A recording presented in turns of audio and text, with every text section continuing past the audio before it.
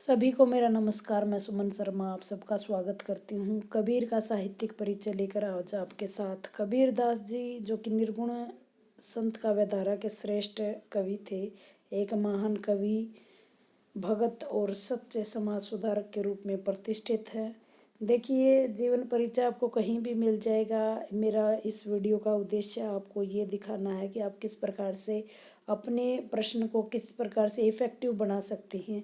चाहे आप कबीर दास का परिचय लिखें, सूरदास का लिखें, तुलसीदास का लिखें, तो जिस तरह से ये इस तरीके से लिखा जा गया है, तो आप इसमें कोटेशन डाल सकते हैं, अंडरलाइन करके अपने प्रश्न को ज़्यादा से ज़्यादा इफ़ेक्टिव और थोड़े शब्दों में बहुत कुछ कहा जा सकता है।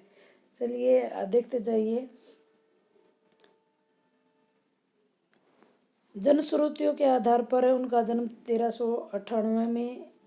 1398 में काशी में लहर तारा नाम के तालाब में एक विधवा ब्राह्मणी के गर्भ से पैदा होने के कारण उनको छोड़ दिया गया और जुलाहे दंपति जो नीरू और नीमा नाम के दंपति ने उनका पालन पोषण किया है। मृत्यु उनकी 1518 में मानी जाती है। 120 वर्ष के थे वो और इस लंबी अवधि में उन्होंने बहुत सारे समाज सुधार के कार्य किए हैं। ये देख लेते हैं। नामकरण उनका कबीर रखा गया, जिसका अर्थ होता था महान। अपने नाम को सार्थक करते हुए उन्होंने लोई नाम की एक युवती से विवाह किया और कमाल और कमाली नाम के पुत्र पुत्री पैदा हुए। उनके गुरु का नाम रामानंद जी था। ये देखिए, उनकी रचना को इस प्रकार से डायग्राम के थ्रू दिखाया गया है कि बीजक जिसके 3 भाग थे, शब्द, रमैनी और ये त्रिकोण बना करके ये इसमें दिखाया गया है। आप भी अपने प्रश्न को इफेक्टिव इस प्रकार से कर सकते हैं।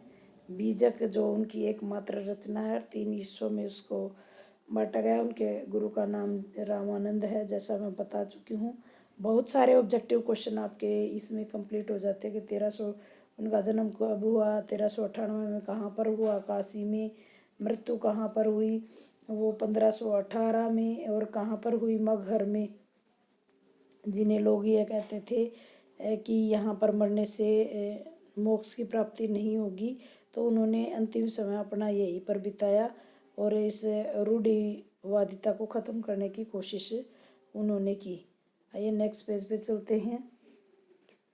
सिकंदर लोधी के समय पे, यानी कई बार पूछा जाता है कि कबीर किस समय के थे, तो वो सिकंदर लोधी के समय के थे। 1518 में बनारस के समीप मगहर नाम के स्थान पर उनका देहांत हुआ, जहाँ अभी भी कबीर चौरा नाम का स्थान पर उनकी समाधि बनाई हुई है। इन तीनों रचनाओं की हम बात कर चुके। बीजक, शब्द, साखी और रमैनी, कुछ पद जो है गुरु ग्रंथ साहिब में भी संकलित है। आइए उनकी साहित्यिक विशेषताओं की बात करते हैं।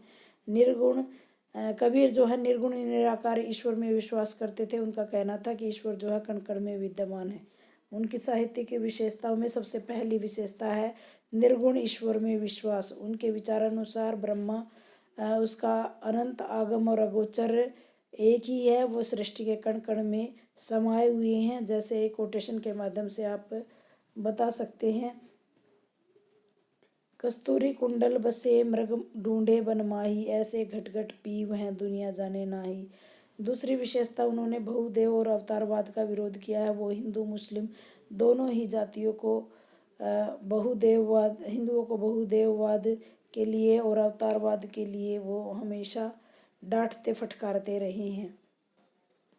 अगले, उन्होंने हिंदू मुस्लिम एकता स्थापित करने की कोशिश की है। उनके विचार अनुसार ईश्वर सभी देवताओं से ऊपर हैं। अक्षय पुरुष एक पेड़ है, निरंजन बाकी डार, त्रिदेव शाखा भय पात भया संसार। तीसरा मुख्य इनकी विशेषता है गुरु का महत्व। कबीर ने अपनी वाणी गुरु को अत्यधिक महत्व दिया है, क्योंकि गुरु ही शिष्य को परमात्मा से मिलाता है। सतगुरु की महिमा अनंत अनंत दिखावनहार, लोचन अनंत उघारियो अनंत दिखावनहार। बाह्य आडंबरों का विरोध उन्होंने किया है। कबीर ने हिंदुओं में मूर्ति पूजा, तीर्थ, व्रत सभी का विरोध करते हुए मुसलमानों के हज, रोजा और नमाज की भी कटु आलोचना उन्होंने की है कि पत्थर पूजे हरि मिले तो मैं पूजू पहाड़, ताते तो चाकी भई पीस खाए संसार। जाति पाति का विरोध उन्होंने किया है। भारतीय समाज में वर्ण व्यवस्था के दलदल में फंसा हुआ था, तो उन्होंने मानव धर्म की स्थापना करनी चाहिए कि जाति पाति पूछे नहीं कोई, हरि भजे सो हरि का होई। नाम सुमरण पर उन्होंने बल दिया है। जब तक शरीर रूपी दीपक में प्राण रूपी तेल है, तब तक मनुष्य को निर्भय होकर राम राम का जप करना चाहिए। कबीर निर्भय राम जपू, जब लगी दीवा बाती, तेल घटे बाती बुझे, तब सोवे दिन राती। फिर तो सोना ही बाकी रह जाएगा। रहस्यवाद जो कि उनका प्रमुख विशेषता है, उन्होंने ब्रह्मा की जिज्ञासा का ही परिणाम उन्हें बताया है। कबीर ने विरणी आत्मा का रूपक बनाकर आत्मा और परमात्मा के प्रेम का वर्णन किया है। के विरणी को मीच दे कई आपा दिखाए, 8 पहर का दीजना माँ पे सहा न जाए। एक उन्होंने कहा है, उनका दो प्रसिद्ध दोहा है जो रहस्यवाद का उद्घाटन करता है, जो एक आत्मा और परमात्मा की झिल्ली जिन पर पड़ी हुई है, और जब वो झिल्ली हट जाती है तभी आत्मा में ही परमात्मा के दर्शन हो जाते हैं। सदाचार पर उन्होंने बल दिया है। कबीर ने अपनी वाणी में सहज सरल शुद्ध जीवन जीने पर बल दिया है। जो तो को काटे बुए, ताही बोवे तू फूल, तो ही फूल को फूल है, बाकी है त्रिशूल। भक्ति भावना और प्रेम भावना का वर्णन उन्होंने किया है। उनकी भक्ति निर्गुण ईश्वर की भक्ति कही जाती है, इसलिए उन्होंने अहंकार और क्रोध आदि को त्यागने पर बल दिया है। जैसे उन्होंने कहा, निर्गुण राम जपू रे भाई, अविगत की गति लखी न जाई।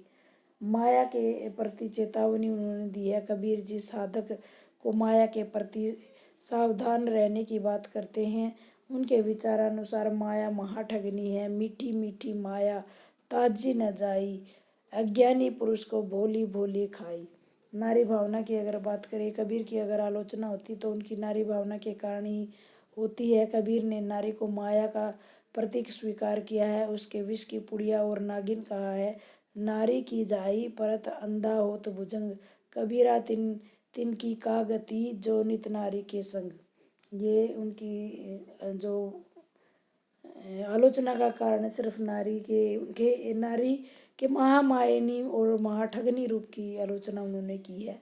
हालांकि वो माता पत्नी रूप की प्रशंसा भी उन्होंने की है। अगर भाषा शैली की बात करें, कबीरदास की भाषा जो है जन भाषा कही जाती है। सदु खड़ी भाषा की जाती है, जिसमें अवधी ब्रज खड़ी बोली, पूर्वी हिंदी, अरबी फारसी, राजस्थानी, पंजाबी सभी शैलियों का मिश्रण उसमें दिया जाता है। उनको सदु खड़ी और खिचड़ी भाषा भी कहा जाता है। इन्होंने साखी, दोहा, चौपाई शैली में अपनी वाणी प्रस्तुत की है। वहीं अनुप्रास, उपमा, रूपक, श्लेष, उत्प्रेक्षा आदि अलंकारों का प्रयोग भी किया है। भाषा में चित्रात्मकता, वर्णात्मकता, प्रतीकात्मकता, भावात्मकता शैली का प्रयोग किया है। कबीर उल्टभाषियों के लिए भी प्रसिद्ध है और शांत रस इनकी भाषा का मुख्य रस रहा है। निष्कर्ष के रूप में मैं कहना चाहूँगी कि ईश्वर का कहीं बाहर ढूंढने की आवश्यकता नहीं है, बल्कि वह हमारे हृदय में ही विराजमान है। कबीर अनपढ़ होते हुए भी मस्तमौला, अक्कड़, निर्भीक, विद्रोही, क्रांतिकारी समाज सुधार कर रहे हैं। उम्मीद करती हूँ कि कबीर का साहित्यिक परिचय आपको सही लगेगा और इस प्रकार से अटेम्प्ट करके आप अपने प्रश्न को इफ़ेक्टिव बना सकते हो। जैसे चीज़ों को अंडरलाइन किया गया है, कैसे शुरुआत की है और किस प्रकार से डायग्राम के माध्यम से एक डायग्राम मैंने सभी पॉइंटों का और बनाया है, जो आप देख सकते हो। इसकी साहित्यिक विशेषताएं लगा करके ये पूरा डायग्राम आप देख सकते हो। बहुदेववाद, निर्गुण इसमें विश्वास, गुरु की महिमा, रहस्यवाद, बाह्य आडंबरों, इस प्रकार से आप अपने प्रश्न को इफ़ेक्टिव बना सकते हो। आपको प्रश्न कैसा लगा कमेंट बॉक्स में कमेंट कर सकते हो। मैं भी आपसे एक प्रश्न पूछना चाहूँगी कि कबीर की प्रसिद्ध एक रचना का नाम बताइए और उसकी भाषा को क्या कहा जाता है। उम्मीद करती हूँ जानकारी आपको अच्छी लगी होगी। धन्यवाद।